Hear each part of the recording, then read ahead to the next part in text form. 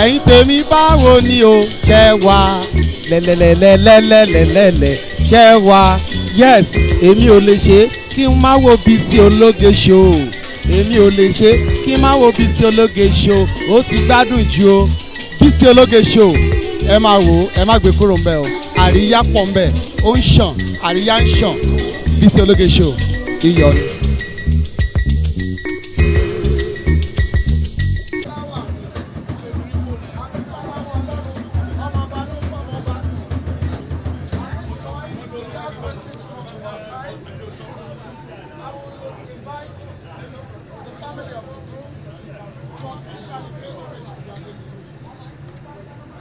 Because this is the cradle of Yoruba land, and I know you are custodians of culture.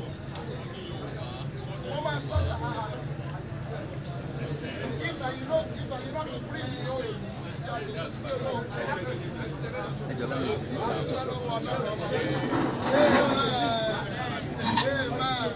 oh yeah.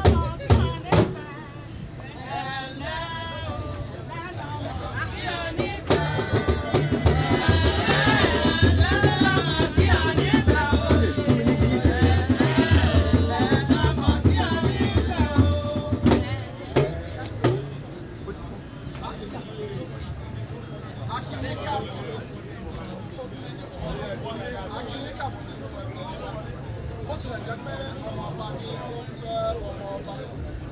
mo rí pé a ṣe bí ó ṣe yẹ ká ṣe adẹ̀jú wa ṣe ọba yóò máa dùn ọba yóò máa dùn ọmọ ló gbé gbogbo wa débi torí ọmọ la ṣe ń yọ̀ àdúgbò fi ṣe adúpẹ́ lọ́wọ́ Ọlọ́run wọ́n ní bàbá àràsọ àgbo bára bàtà àfàyà bàbá fẹ́ gbẹ̀rún pọ́ùn ra bàtà kígbó ni ọ̀nìlára o ọ̀nìlára kẹ́ bàtà dánù ọ̀nìlára àbí ọ̀dájọ́ wèrè ìyẹ́wò ọ̀nìlára ìyẹ́wò adẹ́milóyìnbó ìyẹ́wò ọ̀nìlára ìyẹ́wò àbí aláyọ̀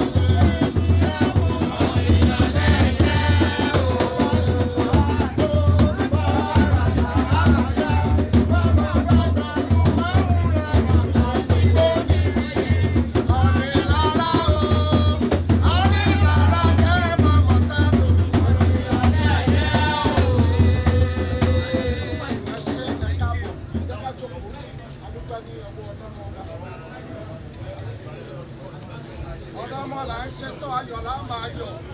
ni mo fi sọ pé aláṣọ òun alámọ̀ Sunday máa lọ. aláṣọ wí òun làgbà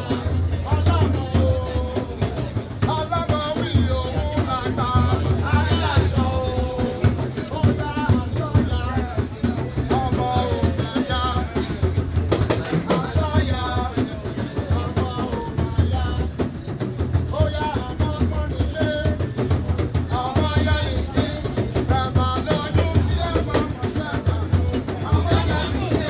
bàbá lóyún kí ẹ máa mọ̀ sẹ́ o ọmọ yẹn ní sí òwe. adúpẹ́ ní ọwọ́ Ọlọ́run nígbàkigbà tí bá ní àǹfààní láti darí ètò báyìí ẹ rí i pé gbogbo wa lónìí it is a royal gathering ó di àwọn lọ́balọ́ba ni adúpẹ́ lọ́wọ́ Ọlọ́run nítorí ọba kan tó ń fi ọba jẹ wọ́n ti wà ní ká tó débi nígbà tá a bá tún kúrò ní wọn tún wà ní nígbà tá a bá tún lọ ibi táwa náà bá ń lọ ó sì máa wà ń bẹ̀ it's an individual sport it's at the same time everywhere ọba àwọn ọba àtìkùtà Ọlọ́run àgbáyé gbẹngbẹlẹkú ẹlẹ́kùnrin ìkẹ́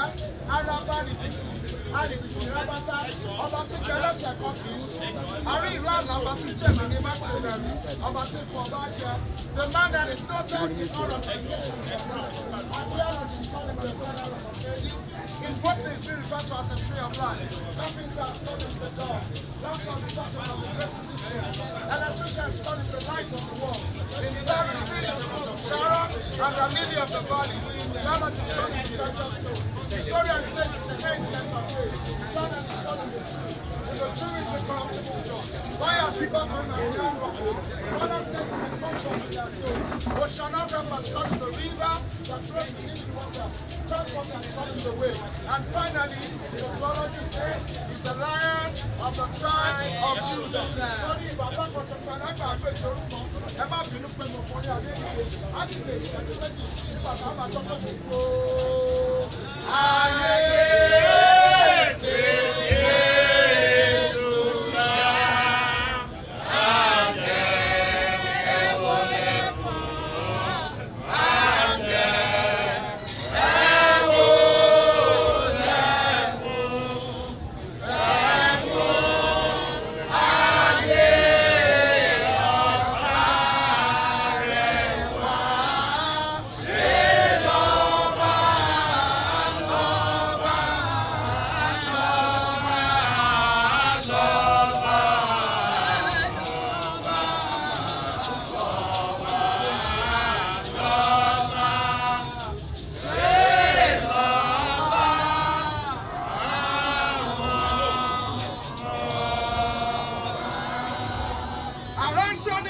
aṣiwèrè ni yóò ṣe bàbá kò sún ní Ọlọ́run wa ò so nínú ọ̀ṣọ́ ọba o ọba tó fi gbogbo ayé ṣe ti sẹ́ ọ̀gá ògo ọba tó dádé ògo ọba tó wọ bàtà ògo ńlẹ̀ ológo tó ju ògo lọ ìwọ lómìnir sáyẹ́nsì omnipotent ṣèkínà olùdókòwò rẹ ìbàrẹ̀ ọba tẹ́rẹ̀ rẹ kárí ayé àwàrà òjò tí wọ́n nílé mú lẹ́nu Elédùmarè ọba kìí ṣeré, ọba tó lè pa tẹ́nìkan ò lè jẹ, ọba tó lè jí tẹ́nìkan ò lè pa. Ìwọ ni máa sì fò lọ, ìwọ ni máa bẹ lọ́sọ̀ tí gbogbo ayé ń pariwo. Alágbádá iná, alágbára iná, ọ̀rọ̀ bá ní sí ọ̀fọ̀ àti ọlọ́run o. Kábíyà ò bá máa sí o, alákòóso ọ̀run. Ó yá mo ní mo ti rọ́ọ̀bà ní orírú Jésù.